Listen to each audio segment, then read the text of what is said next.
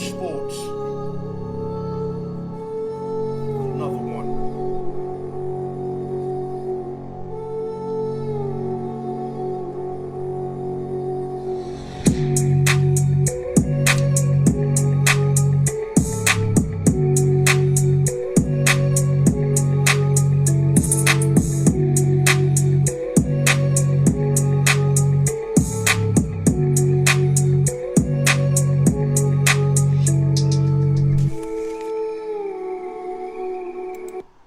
Yeah, what's up, peoples? Yeah, matter of fact, give me a minute. Let me reverse this real quick right here. Hold up. Hopefully I get a better sound. Yeah.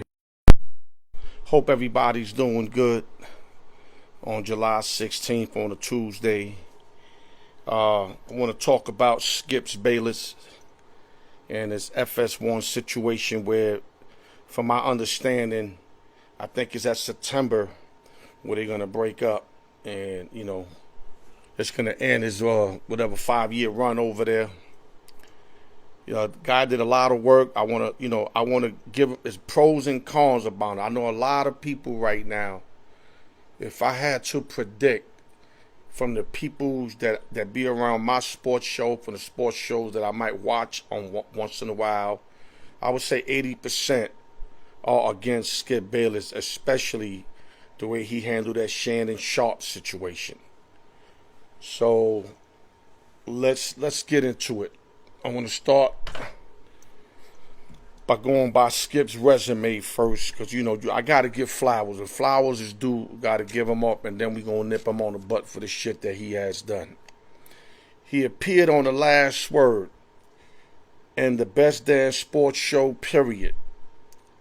Wrote newspapers, lead sports columnist in Chicago's Tribune, also Dallas Morning News, Dallas Times Herald, also Seattle Slew's Triple Crown victory while at the LA Times, Sports Illustrated, beat writer for years, Sports Radio, First Take, ESPN2, Cold Pizza, went to FS1, Undisputed, and the Skip Bayless Show. I mean, I think it's fair to say that Skip Bayless is the GOAT of this debate sports stuff, because he started it. He put cats on. These are facts. Skip's 72 years old. Been doing this shit forever. So you got to give him flowers where flowers deserve to give him. The only thing with Skip Bayless, not the only thing, but one of the things that he fucks up on, he kind of had like the P. Diddy Suge Knight mentality, where if he puts you on, he thinks he owns you. It's not how it works. As you've seen what happened with Shannon and with Stephen A. Smith. Stephen A. Smith, he put him back on. That, quite frankly, shit didn't work. Nobody wanted to fuck with Stephen A. Skip bring him on, and now Stephen A. is going to be the highest paid, or is the highest paid, sports, journalist in the game. He separates with Shannon Sharpe, who he helped Shannon Sharpe. Shannon Sharpe admitted that he opened him up on every sport. Now, Sharpe knew football. He played football, Hall of Famer. But what people fail to realize, he wasn't sharp like his name in every sport. Skip helped him to get there. Now, that's not to say that Sharpe didn't play his part. Just like, when you put people on, that's huge. Like if you go to the movie Straight Outta Compton, when Dr. Dre said, when Eazy-E said, yo, if it wasn't for the white cat that put you on, I can't forget his name. What was it, Hella? I don't know if that was his name, Hella, something like that. He said, if he didn't put you on, you wouldn't have the money you got. You wouldn't be where you at. And Dre said, yo, dog, we ain't dope because of him. We dope because we're dope. Man, we're dope. And I know what Eazy was trying to say, that he opened the door for them to get in. And that's huge, because right now that's what I'm waiting for that door to open so I could come in, so I could expose my talent in every which way and all cylinders. All cylinders. So I get that. But Skip got to understand that people, they grow and they move on. And in First Take, he bounced. He bounced for the bigger contract to go to FS1, so he can't knock Stephen A for taking over that. I don't knock Stephen A for that. Now, I thought it was kind of whack that Stephen A went and caught Shannon after they had that fallout, considering that, you know, that Skip puts Stephen A on. It wasn't like Shannon had nothing to do. You know, he had the Shay shit, and, you know, he was working on that Uncle and Ocho shit, that night show they got. But what I'm just trying to say is you don't own what you put on. Like right now, me, like I put cats on my show, and if it was to blow and I, you know, whatever, if I'm able to put them on, it all depends if, you know, how everything transitions. But I don't own them. I put them on. You know, I nurtured them. But in my mind, I know in my mind that they can move on without me, just like a woman. You know, when you started out with a woman at a young age, you thought you owned them. I thought I owned my first girl. Until I learned you don't own them. You only with them by the time you with them. Once you ain't with them no more, they got nothing to do with you. So that's my problem with Skip on that matter. Another matter is he thinks he could talk to you how he wants to talk to you because he put you on. That's another thing he learned fast that he can't do. He went through many situations with Stephen A where they went back and forth. I'm pretty sure they went back and forth behind the scene. He went with it with some young lady I heard in FS1 where he ended up removing her because she, you know, she wasn't having it. I can't get her name right now. And last but not least, that Shannon Sharpe situation where they were talking about Brady, who's, you know, Skip Bayless' favorite athlete. And they were talking about Tom Brady. Shannon Sharpe gave his perspective that he doesn't see Brady like Skip does. So what Skip did, he made it personal. He made it personal where he said, oh, he better than you. And you can see Sharpe looked at him like, we're talking Brady. We're not talking me. But he still had to defend himself. So he was like, yo, hold up. Every time, you know, we talk about something, you got to go there, Skip. And what is it he said? He said, you know, you act like I'm a scrub, Skip.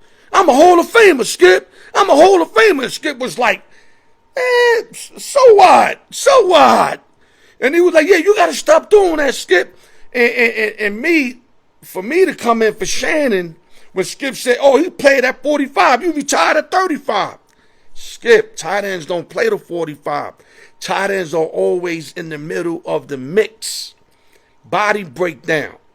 Tom Brady got lucky the rules changed because if he played where Montana played, he wouldn't play that long because they were letting the quarterbacks get hit. Now the flags are going up for everything because the NFL knows they need their quarterback, so they protect their quarterback. So taking none away from Tom Brady's greatness, because he was great, but that's how he was able to live so long in the NFL, unlike a tight end. So Shannon was just like bugging out on how he's taking blows at him like that. And this is how I knew that Shannon had love for him, because when you got love for somebody and they do you like that, you react exactly the way Shannon acted.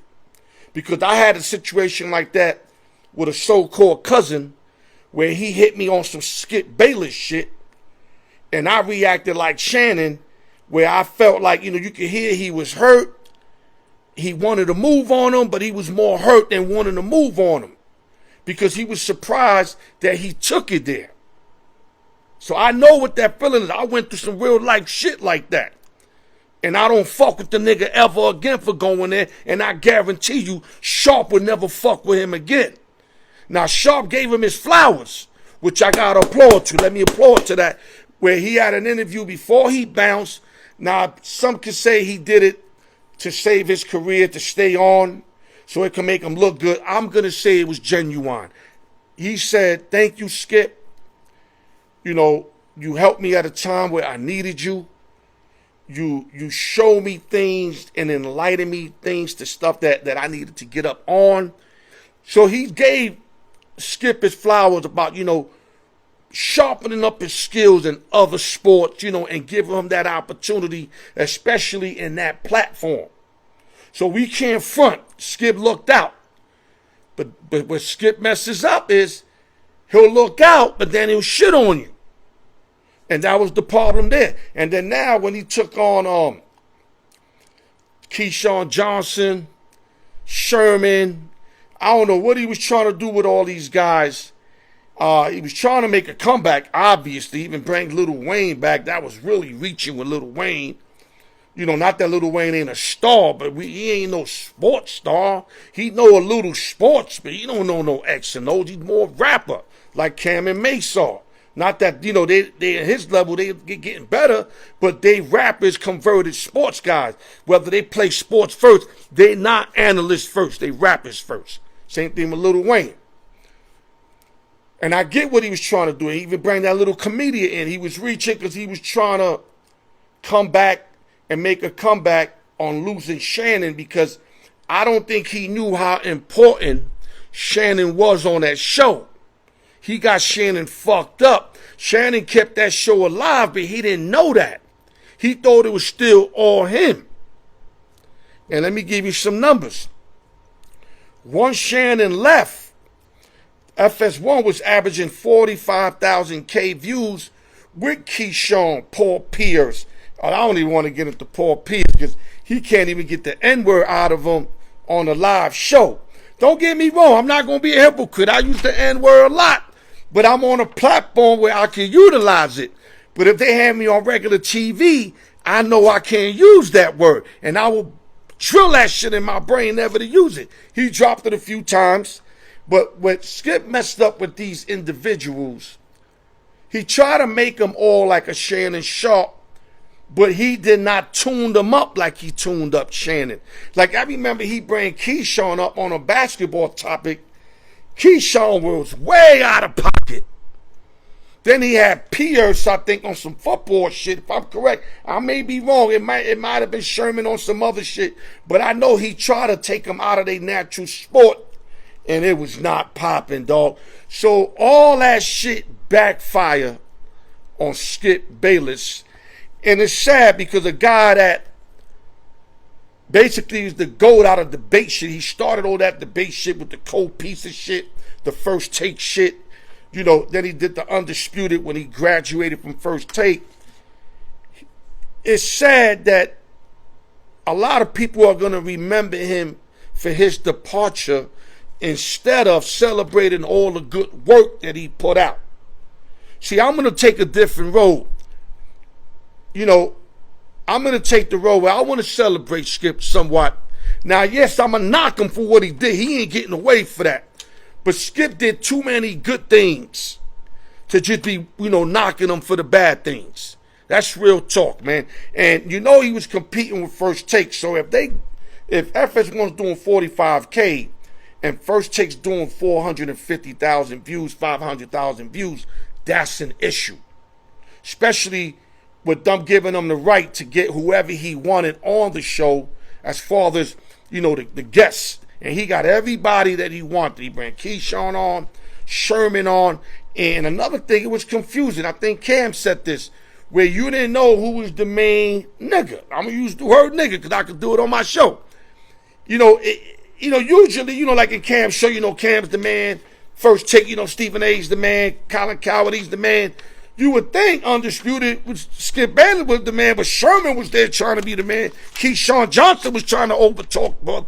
So it got really bad, really fast for Skip Bayless, and I know a lot of people applauding that because of the way Skip be running and the shit he be saying. And I ain't even mentioned when Shannon took his glasses off. He said, "Put your glasses back on." Like, that's how he was talking to cats. And little did he know that Shannon could have folded him easily. If Shannon wanted to, he could have folded him easily and said, fuck all this FS1 shit. But he did it. He ate it.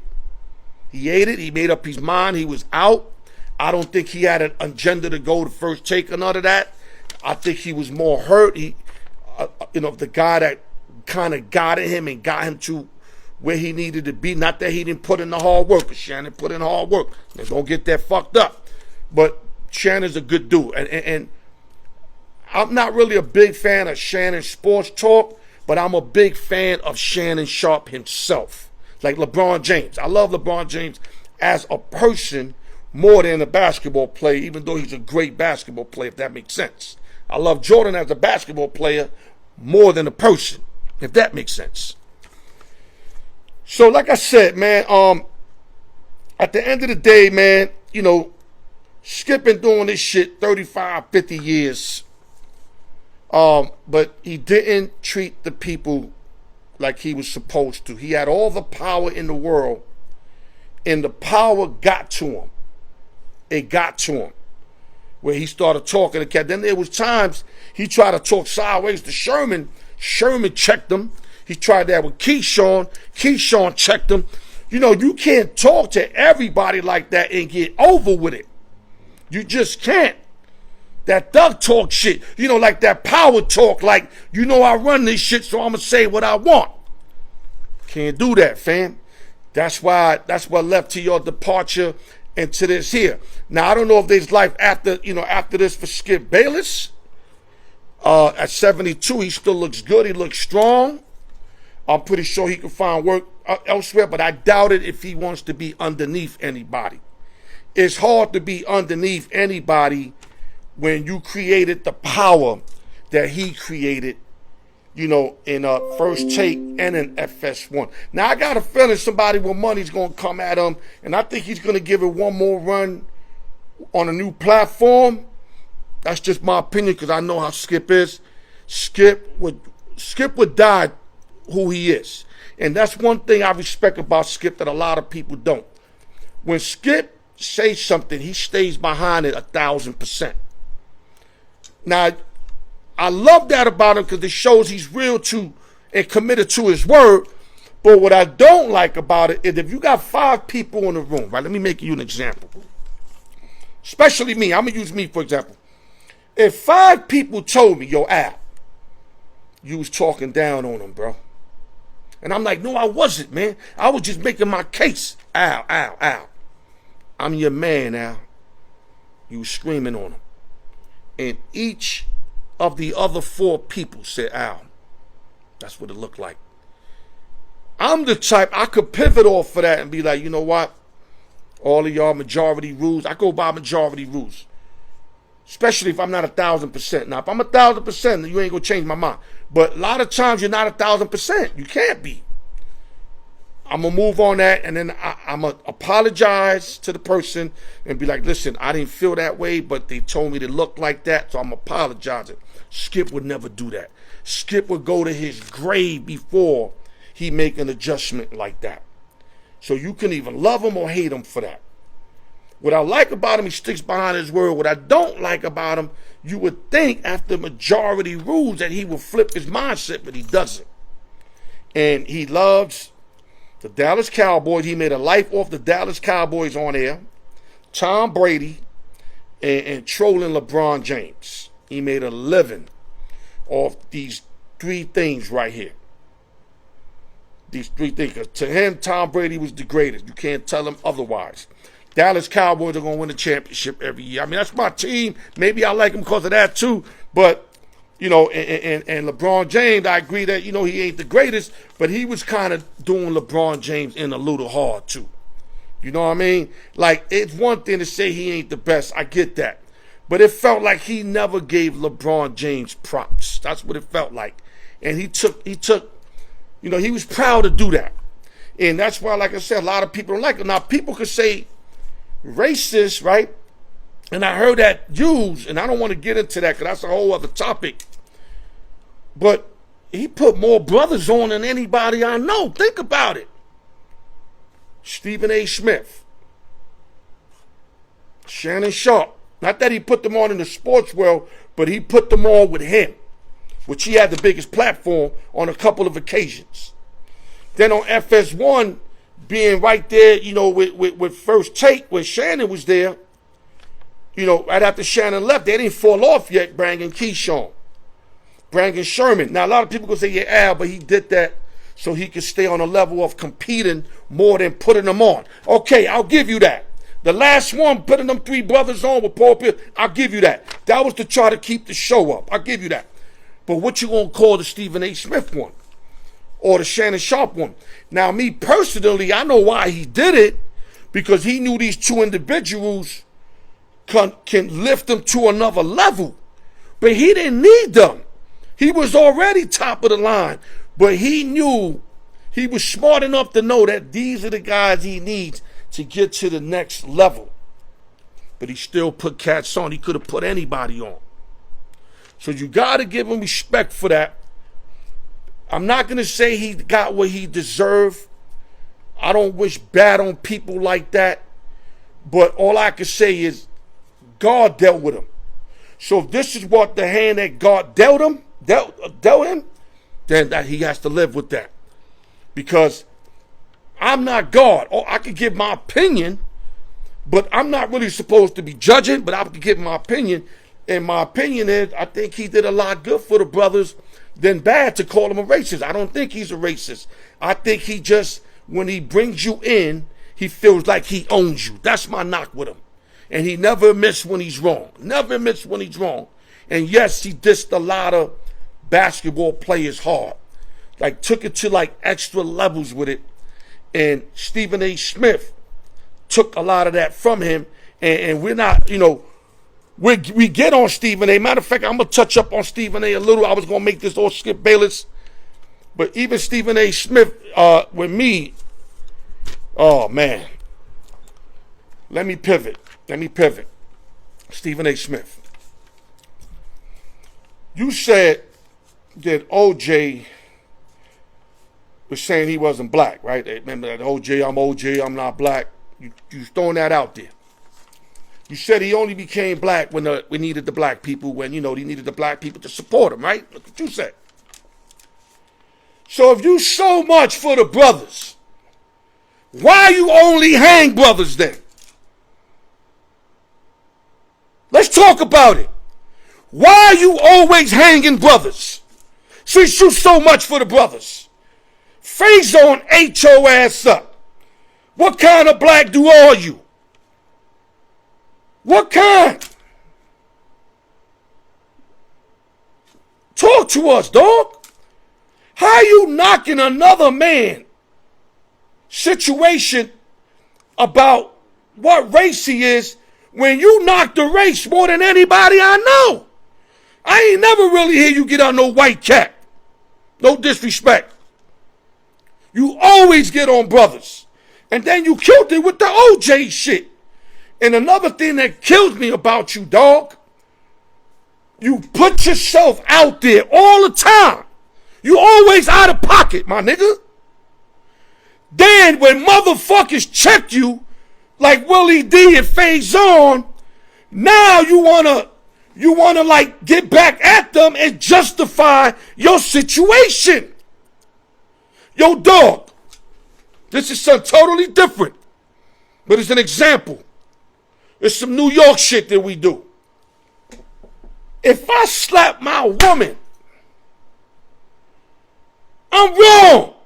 Ain't no justifying. It don't matter what she did. You cannot hit a woman. Now, she put out a knife and try to hit you or shoot you, and on your reflex you catch her. That's some other shit. But if I just slapped off GP like you jumping on OJ off GP trying to win some fucking views, talk about, you know, he didn't deserve to be on the BET ceremony. He's a murderer, 2 decapitated 2 people. Though he was charged with innocence. It don't matter if you thought he was guilty. I thought he was guilty, but he was innocent in the eyes of the courtroom. But you felt the need, like you had to go out there and talk, just like that situation with the NBA, or the NBA when you was snitching on Russell Westbrook, calling the NBA why he ain't suspended. Dog, you be doing too much. You a puppet master. You a fucking puppet master. That's why I call you Daffy Duck.